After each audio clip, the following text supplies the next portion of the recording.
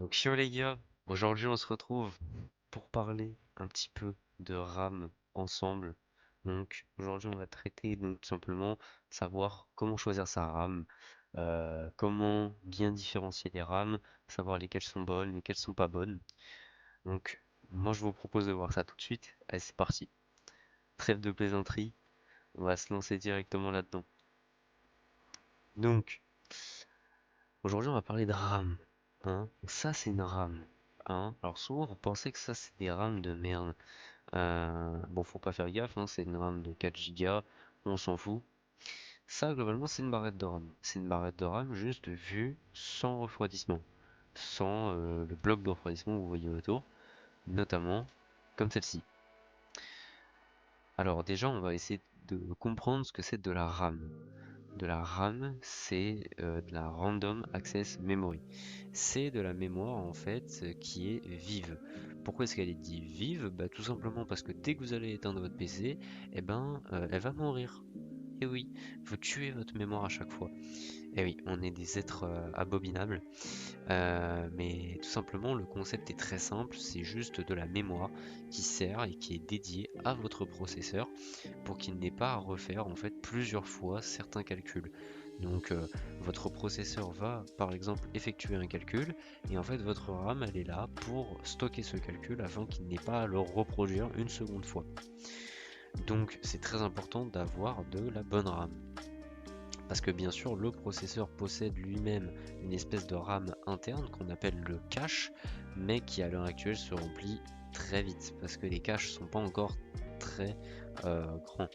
Mais bon, peut-être que dans le futur, ça deviendra vraiment de plus en plus grand. Déjà, on le voit à l'heure actuelle grâce aux processeurs X3D avec leur 3D cache. Donc, ce qu'il faut au niveau d'une RAM, c'est déjà analysé au niveau du DDR. Le DDR, c'est la génération de votre RAM. Alors, vous ne pouvez pas mettre de RAM, par exemple, en DDR5 sur une carte mère en DDR4. Et inversement, vous ne pouvez pas mettre une RAM de DDR4 sur une carte mère en DDR5. Donc ça, c'est très important. La RAM que vous voyez actuellement à l'écran, c'est l'une des RAM par exemple que je peux vous conseiller. Pourquoi? Tout simplement parce qu'avec une RAM, ce qu'on cherche à avoir, c'est avoir un, comment dire, une vitesse qui serait intéressante, donc en mégahertz, c'est la fréquence, et avoir un casse qui soit faible. En fait, plus votre vitesse est élevée et plus votre casse est faible, mieux c'est. Mais par génération, il y a quand même des points entre guillemets de stabilisation qu'on préfère. En l'occurrence, en DDR4, ce qui est préférable, c'est du 3200 C16 ou alors du 3000 CAS14 ou alors du 3600 CAS18. Ici présentement, on est sur de la 3200 CAS16. Donc, c'est tout à fait de la RAM que je peux vous recommander. Donc ça, voilà, c'est de la Lexar, donc à 58 € sur Amazon, vendu et expédié. Donc voilà, perso, je trouve ça nickel, vous pouvez foncer là-dessus. Après, une autre RAM que je pourrais vous conseiller, ce serait celle-ci, même si, alors là, c'est un peu spécial, oui, ça va. Le vendeur est fiable, donc parce qu'en soi, bon, c'est Netac officiel, hein. Donc tant que c'est eux, c'est bon. Mais si c'est un vendeur tiers, et en général, c'est souvent des vendeurs tiers, évitez si le vendeur est mal jugé. En gros, si vous voyez que c'est pas au-delà de 90 d'évaluation, évitez sur Amazon de manière générale. Donc voilà, ça aussi c'est de la RAM que je conseille, c'est de la 3200 CAS 16. On a des bonnes puces dedans et bah, elles sont fiables en fait. Cette fois-ci, je vais vous conseiller donc de la RAM en DDR5. Alors là, on voit, hein, le prix il monte.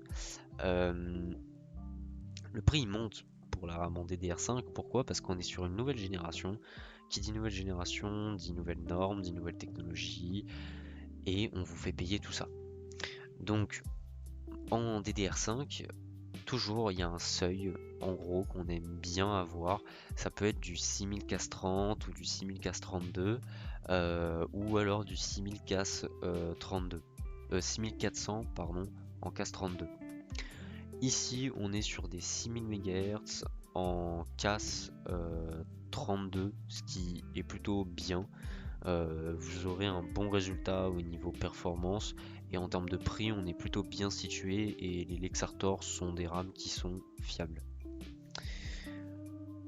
Après vous aurez des Lexar Ares si vous désirez, donc des RAM en DDR5 mais cette fois-ci blanche avec du RGB. Et donc vous avez la même version mais en version normale, et vous les avez aussi, enfin c'est pas tout à fait la même version parce que niveau mégahertz c'est un peu différent, et au niveau du CAS aussi. Et ici donc vous avez la version blanche mais cette fois-ci sur gros bill en 6400 CAS 32, et ça bah, c'est bien. Niveau performance vous restez bien. Alors vous l'avez certainement vu, mais dans la vidéo je vous ai présenté que des kits en 32 Go. Pourquoi j'ai fait ça?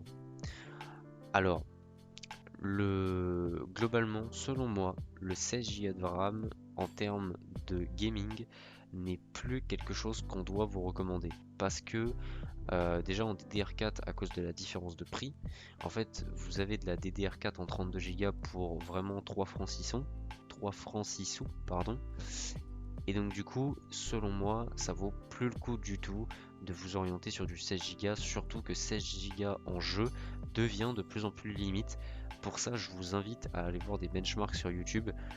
Ça va être trop long sinon comme ça de vous le montrer, mais vous pourrez aller voir par vous-même. Sur YouTube, regardez des benchmarks de jeux en 1080p, même en 1440 parfois, et même parfois en 4K. Et ben on le voit, les comment dire, en termes de consommation de RAM, on est souvent à 18 Go de RAM, 19, parfois 20.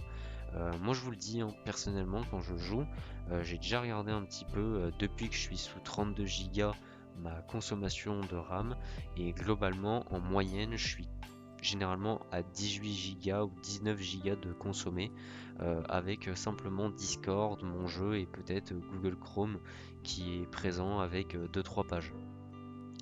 Donc selon moi le 32 Go c'est vraiment le plus adapté de nos jours. Après, si vous voulez faire du montage vidéo, vous orientez vers 64, c'est vrai que ça peut être quand même un petit bénéfice supplémentaire.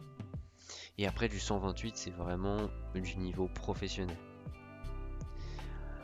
Donc sinon globalement voilà, cette vidéo elle va prendre fin, parce que en fait avec ces explications vous avez déjà de quoi correctement bien vous orienter. Cependant je vais quand même vous préciser quelle RAM je vous déconseille. Il y a une RAM que je vous déconseille, que ce soit en DDR4 ou en DDR5, ça va être, et oui vous l'avez deviné, la RAM Corsair. Alors pourquoi est-ce que je déconseille la RAM Corsair? Donc toutes les RAM Corsair, que ce soit en DDR4 ou en DDR5, déjà de une, vous n'avez pas forcément le meilleur RGB sur ces RAM là, hein.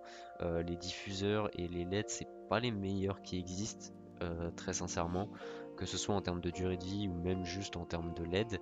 Et de plus, même le logiciel IQ pour moi est un logiciel qui est complètement fumé. Il existe bien mieux comme logiciel de nos jours pour gérer du RGB, beaucoup moins invasif et qui tourne mieux en fait, qui a moins tendance à crash. Moi, une fois j'ai eu IQ dans ma vie, hein. J'ai quelques personnes que je connais qui ont eu IQ, et on n'est pas globalement sur une franche réussite. Donc pourquoi est-ce que je vous conseille pas les RAM Corsair? Tout simplement parce que les RAM Corsair, en fait, donc là vous avez une liste par exemple des différentes puces qui ont été répertoriées au niveau des RAM Corsair. Donc ça c'est au niveau de la DDR4. Et déjà vous voyez qu'en fait il y a un nombre anormal de puces, mais c'est pas réellement ça le problème. Le problème c'est que parmi ces puces, et bien en fait on a des puces, donc dès que vous voyez que c'est confirmé, hein, à chaque ligne, c'est vraiment qu'on est sûr qu'elles existent. Et en fait le gros problème c'est qu'on a des puces notamment comme les microns, et alors un peu moins mais surtout les microns. Les Nania déjà on est plus en speculated, et la Micron pour le coup c'est confirmé qu'il y en a, mais les Microns sont vraiment pas des bonnes puces à avoir pour de la Corsair.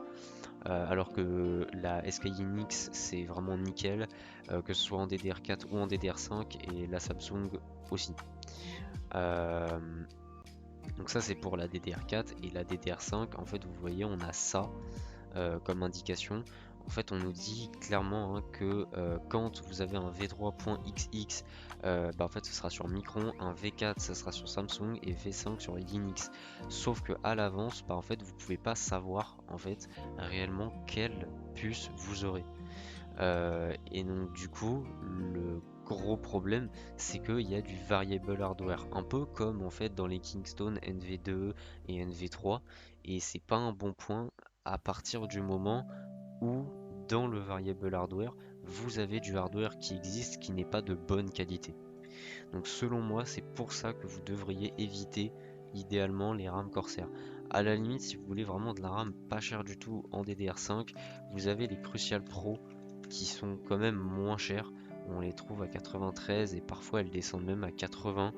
À la limite, voilà, prenez les Crucial Pro si vraiment votre budget est très restreint. Donc voilà. Donc sur ce, cette vidéo elle va prendre fin. Moi, je vous souhaite de bien apprendre en termes d'hardware, de ne pas vous faire avoir par le marketing comme toujours. Donc ne cessez jamais d'apprendre. À plus, c'était Frosser. Ciao bye.